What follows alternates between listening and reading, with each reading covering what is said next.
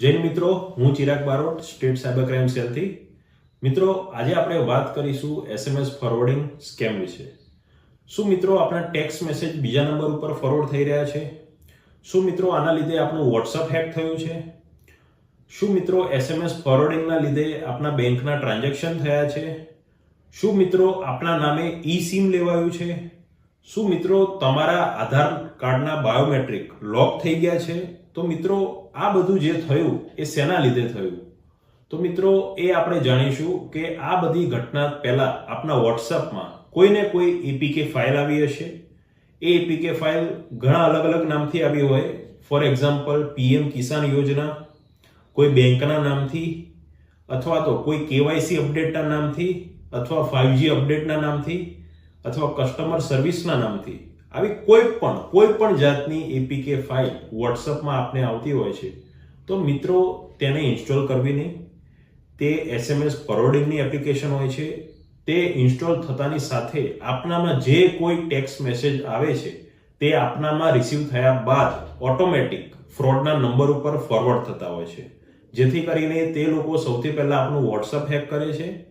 આપણું WhatsApp hack કર્યા બાદ આપણા વોટ્સઅપ ગ્રુપમાં એ એપીકે ફાઇલ મોકલે છે, જેથી કરીને લાગે કે તમે જ આ એપીકે ફાઇલ એ ગ્રુપમાં નાખી છે. આટલું કર્યા બાદ એ એપ્લિકેશનોમાં તમે જોતા હશો કે ડેબિટ કાર્ડ અથવા ક્રેડિટ કાર્ડની ડિટેલ્સ માંગે છે. તમે SMS ફોરવર્ડિંગની પરમિશન તો ઇન્સ્ટોલ થતાની સાથે જ આપી છે, જેથી કરીને જે OTP ટ્રાન્ઝેક્શનના લાસ્ટમાં માંગે તે પણ તેની પાસે જતો રહેશે.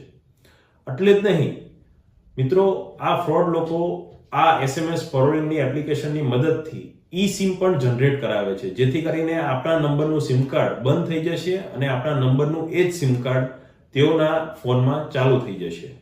મિત્રો, આ લોકો અહીં જ અટકતા નથી. આપનું આધાર કાર્ડ જેના બાયોમેટ્રિક OTP થી લોક કરી શકાય છે, તે આ SMS ફોરવર્ડિંગની મદદથી OTP લઈને આપના આધાર કાર્ડના બાયોમેટ્રિક પણ લોક કરી દેશે. તો મિત્રો આવા કેસમાં શરૂઆત ક્યાંથી કરવી? તો મિત્રો હવે ધ્યાનથી સાંભળો. હું જે બોલી રહ્યો છું એ સ્ટેપ બાય સ્ટેપ ફોલો કરો અને એ જ પ્રમાણેની પ્રોસેસ કરો. મિત્રો, તો સૌથી પહેલા તમારા જો ફોનમાં આ SMS ફોરવર્ડિંગ ચાલુ થઈ ગયું છે તો સૌથી પહેલા સિમ કાર્ડ કાઢીને બીજા ફોનમાં નાખી દેવું. બીજા ફોનમાં નાખીને તમે સિમ કાર્ડ વાપરી શકો છો. મિત્રો, અહીંયા ઘણા અરજદારો એ ભૂલ કરે છે કે નંબરને હેક સમજે છે, એ સિમ કાર્ડને હેક સમજે છે. ના મિત્રો, તમારો ફોન હેક થયો છે. તમારા ફોનમાં એ એપીકે ફાઇલ આવી છે, જેના લીધે ટેક્સ્ટ મેસેજ ફોનના લીધે ફોરવર્ડ થઈ રહ્યા છે, ના કે સિમ કાર્ડના લીધે. આપ સિમ કાર્ડ બીજા ફોનમાં નાખીને વાપરી શકો છો. એ ફોનમાં કોઈ જ સિમ કાર્ડ નાખવાનું નથી જ્યાં સુધી તે ફોન તમે ફેક્ટરી રીસેટ નથી મારી દેતા. હા, તમારો કામનો ડેટા છે તો તેને આપ કેબલથી PC કે લેપટોપમાં કનેક્ટ કરીને બેકઅપ લઈ લો. ત્યારબાદ તેને ફેક્ટરી રીસેટ મારી દો, પછી જ તેમાં કોઈ સિમ કાર્ડ નાખવાનું રહેશે. મિત્રો, જો ઈ સિમ હેકરે જનરેટ કરી દીધું છે તો આ કેસમાં શું કરવાનું રહેશે? તો મિત્રો, તમારે તાત્કાલિક તમારી જેટલી બી બેંક છે, જેટલા બી બેંક એકાઉન્ટ છે, તેના ડેબિટ ફ્રીઝ કરી દેવાના છે. મિત્રો, ડેબિટ ફ્રીઝ કરો ત્યારબાદ તુરંત તમારે એ જે કોઈ સિમ કાર્ડની કંપની છે, ફોર એક્ઝામ્પલ જીઓ કે વોડાફોન, તો તમારે જે તે એના કેરમાં જઈને ઈ સિમ જે જનરેટ થયું છે તે બંધ કરવાનું રહેશે તમારા બાયોમેટ્રિક આપીને. પણ મિત્રો, જો હેકરે તમારા બાયોમેટ્રિક પણ આધાર કાર્ડના લોક કરી દીધા છે તો આ કેસમાં તમારે ડેબિટ ફ્રીઝ તો કરવાનું જ છે.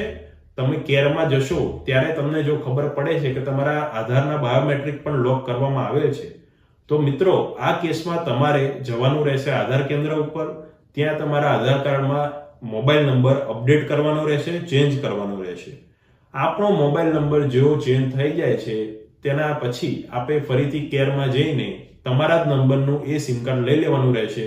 પણ મિત્રો, અહીં ભૂલશો નહીં, એ ફોન ફેક્ટરી રીસેટ મારો ત્યારબાદ જ એમાં એ સિમ કાર્ડ નાખવાનું છે. ત્યાં સુધી એ ફોનમાં કોઈ જ સિમ કાર્ડ નાખવાનું નથી. મિત્રો, ફોન કેમનો ફેક્ટરી રીસેટ કરીએ એ આપણે આ વિડીયોમાં જોઈશું. ચાલો જોઈએ. જો તમારા વોટ્સઅપમાં કોઈ એપીકે ફાઇલ આવી હતી અને તેના લીધે તમારા ટેક્સ્ટ મેસેજ બીજા નંબર ઉપર ફોરવર્ડ થવા માંડ્યા છે, અથવા તો ટેક્સ્ટ મેસેજ ફોરવર્ડ થઈને તમારું વોટ્સઅપ પણ હેક થઈ ગયું છે, તો અત્યારે જે પ્રોસેસ બતાવી રહ્યો છું એ કરવાની છે. પણ સૌથી પહેલાં એટલું ખાસ ધ્યાન રાખવાનું રહેશે કે તમારા એ ફોનમાં જેમાં આ બધું થયું એ ફોનમાં કોઈ જ સિમ કાર્ડ નાખવાનું નથી. સિમ કાર્ડ અત્યારે હોય તો તરત ને તરત એ ફોનમાંથી કાઢી લેવું, નકર તો બેંકનું ખાતું ખાલી થઈ શકે છે. ટેક્સ્ટ મેસેજ ઇન્ક્લુડિંગ OTPs પણ ફ્રોસ્ટર ઉપર જતા હોય છે, જેથી કરીને એ તમારે ટ્રાન્ઝેક્શન કરી શકે છે. એટલે એ ફોનમાં કોઈ જ સિમ કાર્ડ નાખવું નહીં. સિમ કાર્ડ હોય તો અત્યારે ને અત્યારે કાઢી લેવું. ત્યારબાદ એ સિમ કાર્ડ બીજા ફોનમાં નાખીને તમે વાપરી શકો છો. વાંધો ફોનમાં છે, સિમ કાર્ડમાં નહીં. સિમ કાર્ડ તમે બીજા ફોનમાં નાખીને વાપરી શકો છો. એ ફોનમાં કોઈ સિમ કાર્ડ રાખવાનું નહીં. ત્યારબાદ એ ફોનનો કામનો ડેટા તમારે કેબલથી PC કે લેપટોપમાં બેકઅપ લઈ લેવાનો. ત્યારબાદ જ આ પ્રોસેસ ફોલો કરવાની રહેશે. સૌથી પહેલાં સેટિંગમાં જાઓ, ફોનની સેટિંગમાં. ત્યાં સર્ચ કરો ફેક્ટરી. અહીંયા ઓપ્શન આવ્યો રીસેટ. અહીંયા છેલ્લો ઓપ્શન છે ઇરેઝ ઓલ ડેટા. એ ફ્રોડ એપ્લિકેશન, એ ફ્રોડ APK ફાઇલ એ પણ રિમૂવ થઈ જશે અને આખો ફોન પણ રીસેટ થઈ જશે. જેથી કરીને આ છેલ્લો ઓપ્શન ઇરેઝ ઓલ ડેટા અથવા ફેક્ટરી રીસેટ જે ઓપ્શન આવે એના ઉપર ક્લિક કરીને તમારે આખો ફોન ફેક્ટરી રીસેટ મારી દેવાનો છે. જેથી કરીને આખો ફોન ઉડી જશે, એમાં કંઈ જ નહીં વધે. એટલે આના ઉપર ક્લિક કર્યા બાદ તમને ફોનનો પિન માંગશે. એ પિન જેવો આપશો એટલે તમારો આખો ફોન ફેક્ટરી રીસેટ થઈ જશે અને એ ફ્રોડ એપ્લિકેશન APK ફાઇલ પણ જતી રહેશે. અને જો વોટ્સઅપ પણ હેક થયું છે તો અમારી ચેનલમાં વોટ્સઅપ હેકનો પણ વિડીયો છે. એ 2 થી 3 વાર જુઓ અને એ પ્રમાણે સ્ટેપ ફોલો કરવા. પણ આ પ્રોસેસ કર્યા બાદ હવે શું SMS ફોરવર્ડથી તમારા નામે eSIM પણ ચાલુ કરી દીધું છે ફ્રોડે, અથવા તો તમારા આધારના બાયોમેટ્રિક પણ લોક કરી દીધા છે, તો પછી આમાં શું કરવાનું રહેશે?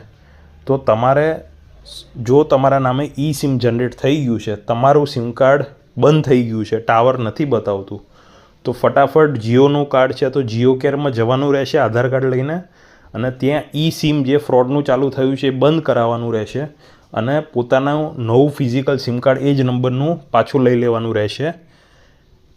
એ ફોનમાં સિમ કાર્ડ ત્યાં સુધી નહીં નાખવાનું જ્યાં સુધી આ તમે ફેક્ટરી રીસેટવાળી પ્રોસેસ નથી કરતા. અને જો તમે જીઓ કેર ઉપર જાઓ છો અને તમને એવું જાણવા મળે છે કે તમારા આધાર કાર્ડના બાયોમેટ્રિક પણ લોક કરી દીધા છે, તો પછી તમારું બેંક એકાઉન્ટ ડેબિટ ફ્રીઝ કરી દેવાનું છે અથવા બેંકમાંથી બધા પૈસા ઉપાડી લેવાના છે એ મોબાઈલ નંબર જે તે બેંક ખાતાથી લિંક હોય એ ખાતામાંથી. અને આધાર કેન્દ્ર ઉપર જઈને આધાર કાર્ડમાં તમારો મોબાઈલ નંબર ચેન્જ કરાવવાનો રહેશે. મોબાઈલ નંબર ચેન્જ થતાની સાથે તમારે ફરીથી આ ફિઝિકલ સિમ કાર્ડ નવું લઈ લેવાનું રહેશે. આટલી પ્રોસેસ કરવાની રહેશે. પણ જો ખાલી ને ખાલી SMS ફોરવર્ડ થયા છે અને વોટ્સઅપ હેક થયા છે તો આ ઇરેઝ ઓલ ડેટા સુધી જ અહીંયાની પ્રોસેસ કરવાની રહેશે. આભાર. આશા રાખીએ છીએ કે તમારી સમસ્યાનું નિરાકરણ આવી ગયું હશે અને સાયબર ક્રાઇમની ફરિયાદ કે મદદ માટે 1930 ડાયલ કરો. જય હિન્દ.